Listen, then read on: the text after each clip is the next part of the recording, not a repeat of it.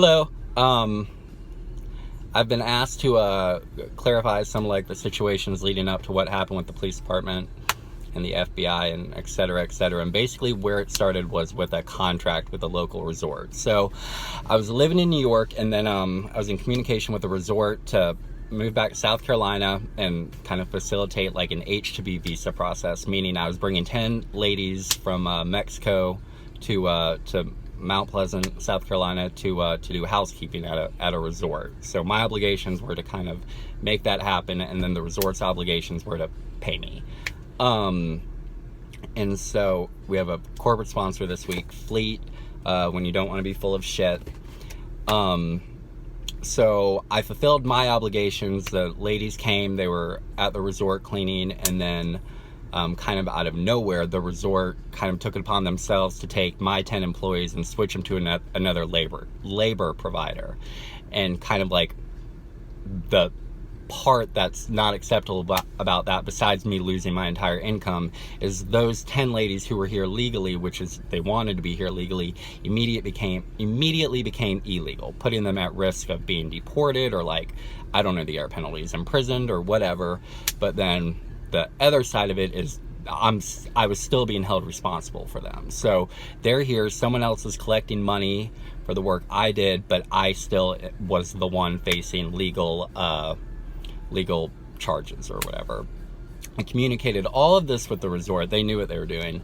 So I hired 2 attorneys who met with the resort's attorneys, and the resort's attorneys said they were unaware that there was a difference in the 2 companies, which is not true.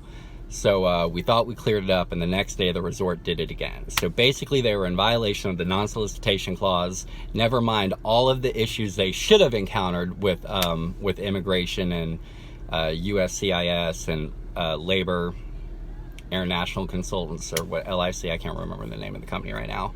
But basically this is a boring part of what my situation is, but it's kind of what started everything rolling.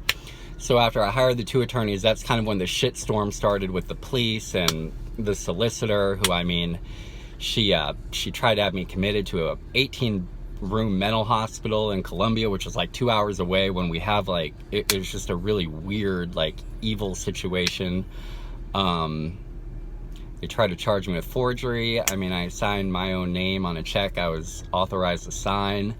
They tried to have me committed for a chemical dependency, which I don't have a chemical dependency. I mean, just attempt after attempt after attempt to basically shut me up. I mean, so I don't know. I'm just trying to get people to understand this situation, because when I tried handling it legally, it wasn't working. The cops kept coming to my house and everything. So I'm not doing the whole hiring attorneys thing, but the resort owes me about $322,000, and I'm ready to have that money. And the solicitor, I mean, the slander, there's so much fraud involved in this situation.